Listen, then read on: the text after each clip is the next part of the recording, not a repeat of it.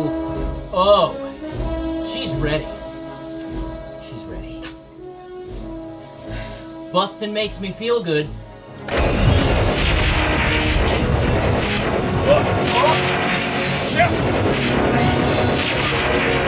Setting up the trap!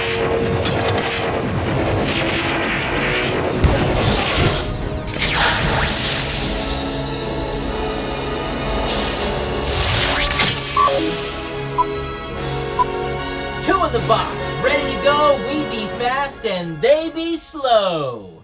And two in the box, Ghostbusters 2. New Ghostbusters 2 in the box.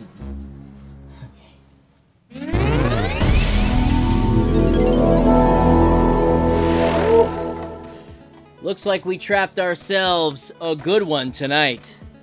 New Ghostbusters 2. Not to be confused with old Ghostbusters 2, but that was released several months earlier and is known for being quite difficult / sort of bad. And besides, this one came out stateside. New Ghostbusters 2 was exclusive to Japan and Europe. Released in 1990 in Japan, let's look at how laboratories take on Ghostbusters 2.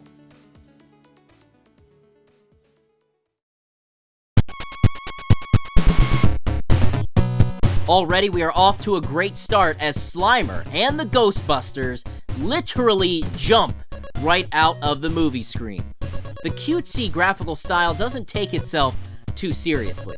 The Ghostbusters have unique features that really make them match up with their movie counterparts. Aside from Winston's unusual color palette, but at least he's in the game. Gotta give my man Zeddemore some recognition. And just as in the movie, Louis Tully appears as a playable Ghostbuster for this game. You need to select two characters. The first Ghostbuster you select will serve as your main hero, blasting ghosts with the proton pack by pressing A. The computer-controlled second character will trap stunned ghosts with a press of the B button. Also a fun little bonus, a second player can use controller 2 and press the B button to handle the trapping. So it's kind of like it's got multiplayer, but not really. Not really. The computer still controls all of the second Ghostbusters' movement, which can occasionally lead to some annoying backtracking to save them from being stuck behind walls. At other times, they might completely spaz out and keep doing laps in areas you've already cleared. Not the smartest artificial intelligence, but those issues are rare enough that they don't ruin the game. New Ghostbusters 2 begins in the courthouse, where the Ghostbusters should be on trial for illegally digging up First Avenue, where they find the River of Slime. But here, the Ghostbusters are already outfitted in their gear, busting ghosts all over the place.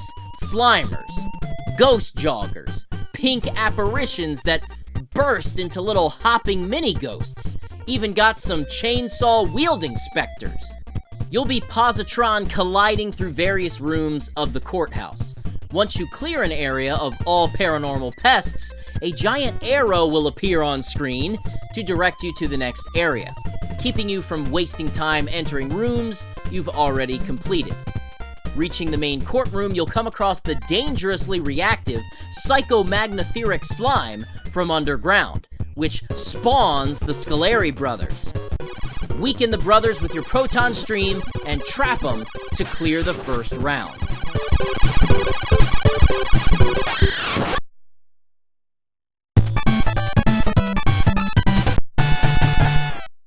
Next, the Ghostbusters make their way down into the abandoned subway tunnels. Here you'll be avoiding the subway worker phantasms, as well as runaway minecarts.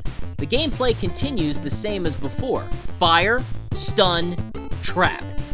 Something interesting in this stage is at one point, you have to choose between a left and right upper path.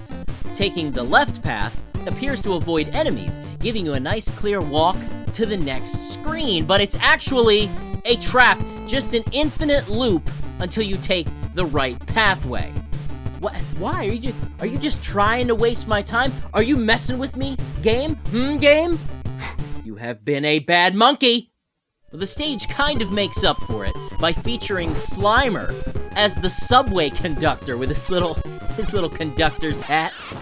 I mean, he was a bus driver in the movie, so I mean, it's similar, kind of makes a connection. But now I'd like to direct your ears to the stage music. Listen, listen, listen, listen, listen! That is an 8-bit arrangement of Flip City from the Ghostbusters 2 soundtrack, and it's a really good rendition. Now you keep those ear nuggets open because there's more goodness around the corner. The next stage is Dana Barrett's apartment building, though it doesn't feel much different from the Courthouse in its layout. The ghosts here might give you some trouble, especially the mace-flinging Cyclops monsters. Oh, and the ninja assassin spirits that can sneak up on you. The other baddies, like the demonic pink cupids, aren't too tough. Now, if you're listening, this stage music is supposed to be Flesh and Blood by Oingo Boingo, but it's a much more, upbeat version.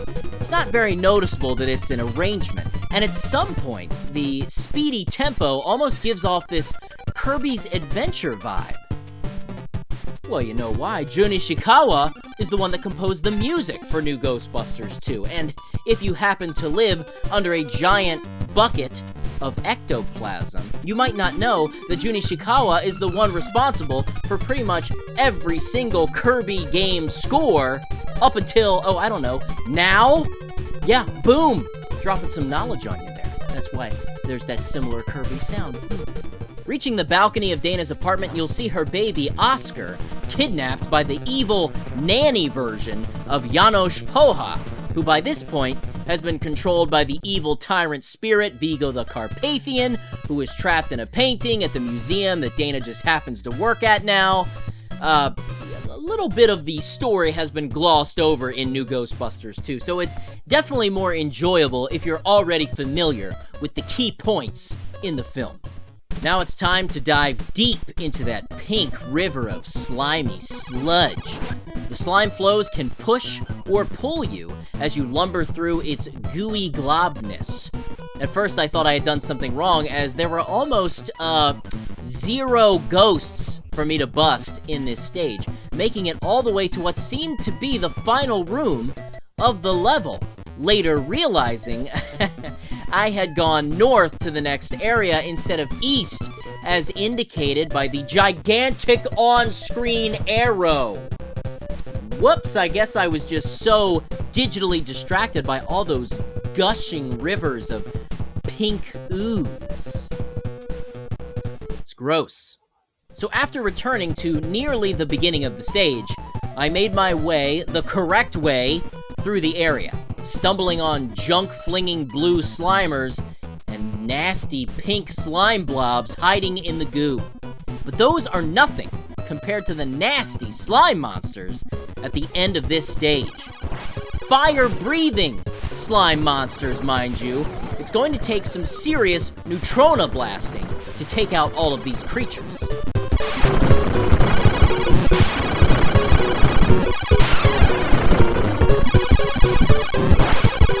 The Ghostbusters are definitely back with a vengeance, which is fitting because the River of Slime stage features the song We're Back from the Ghostbusters 2 soundtrack in the background. Now it's almost time to face off with Vigo the Carpathian, but I feel like I need to point out, where is the Ectomobile, huh? Not a single sign of the Ecto 1A in this game? Definitely a missed opportunity for a driving stage to mix up the gameplay. You know, you don't even hop into the Statue of Liberty to break into the museum. You're just all of a sudden in the museum. No giant jello mold in this version of Ghostbusters 2. I mean, heck, you don't even get to use the slime blower in this game. I mean, it's Ghostbusters 2. It's all about the slime. Kind of a major deal. But, it's still a fun game. I just want that slime blower. You can feel and hear the spirits rising as we've got a great arrangement of Spirit playing in the background of the art museum. Expect to see nearly all of the past ghosts you've encountered here in this final stage, including some boss fights, and the number of on-screen specters can be difficult to contend with. Hopefully, you've gained some extra lives in the earlier levels, which you can do by earning points for busting ghosts. Also, if you clear a room of ghosts fast enough, you might be rewarded with Peter Venkman's favorite prize, a bag of cash worth even more points towards those extra lives. At the end of the museum, you'll face off against the paranormally possessed Janosch with his giant head and, well, split personalities, I guess? For me, this was the most difficult boss in the game. Blasting and catching his multiple forms can be tricky as you move around the room to avoid his dangerous eyeball energy blasts. But with good timing and a little patience, you'll restore him to his normal, tiny self. Lastly, the final battle with Vigo, the Scourge of Carpathia, the Sorrow of Moldavia. And it's not too difficult.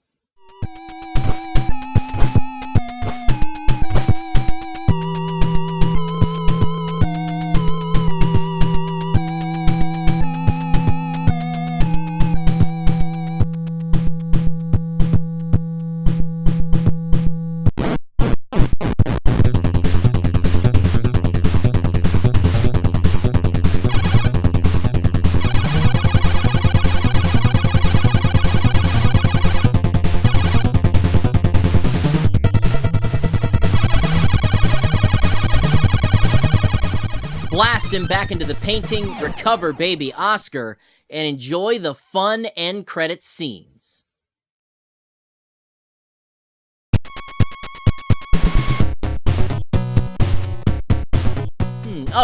Okay, well, there's the Statue of Liberty we never saw in the actual game. Just rub it in my face, why don't you?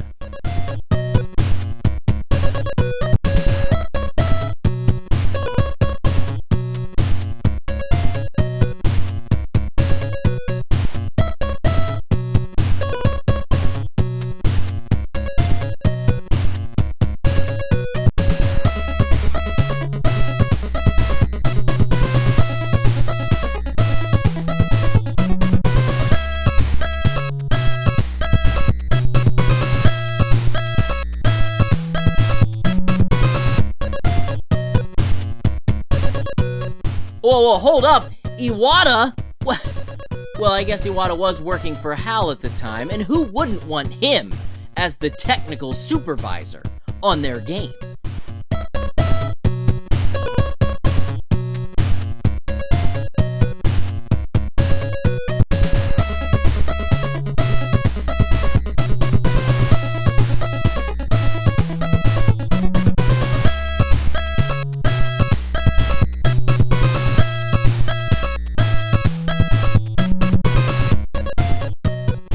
New Ghostbusters 2 is short, sweet, and satisfying. It's bust-delicious. For some, the experience might be too short, but hey, there are no passwords or save points. This is a game made to be completed in one sitting. But if bustin' makes you feel good, there is a secret menu you can access. By holding A and B together and pressing Start, you'll enter this special menu where you can swap the controls and also select a custom difficulty for some replayability. Easy, normal, hard, and pro. The harder the difficulty, the less starting beamer lives you get, and you need more points to earn extra lives. And if you're itching for more Ghostbusters 2 soundtrack goodness, the secret menu has a full featured sound test with all of the music and sound effects from the game. And that's it. New Ghostbusters 2. Fantastic music, some solid scenes directly from the film, and chibi-style graphics that seem to always lead to a very good Ghostbusters game. I mean, it's just like Ghostbusters on the Genesis, which had equally cutesy graphics. It's not perfect, but it's by far the most enjoyable Ghostbusters console experience available at the time. The game is fairly simple and short, and some of the narrow hallways can be annoying to navigate. Also, why can't I swap out the Ghostbusters, at least between rounds? It's kind of a shame that they are only different visually. Some playstyle variations would have been sweet. Maybe Egon moves a bit faster, or if you choose Winston, he can take 2 hits before getting knocked out. That would have added some extra strategy to the gameplay, but overall, New Ghostbusters 2 gets the job done. We were lucky enough in North America to receive a slightly different version of New Ghostbusters 2 on the Game Boy, simply titled Ghostbusters 2.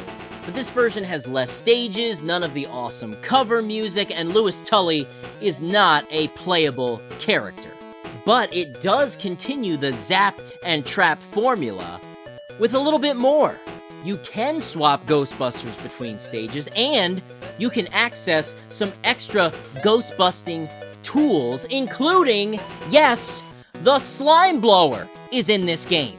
Alright, I'm getting ahead of myself. I might have to save that information for a portable Ghostbusters review. But how is it that a Game Boy game has more technically impressive gameplay? Plus, it doesn't have the Ecto-1, there's no Statue of Liberty, you're stuck with 2 Ghostbusters throughout the entire game, and there's no freaking slime blower! Whoa, sorry about that. I seem to have been suffering from a violent, prolonged, transformative psychic episode. You know what? If this game's not gonna give me a slime blower, I'm just gonna have to use my own.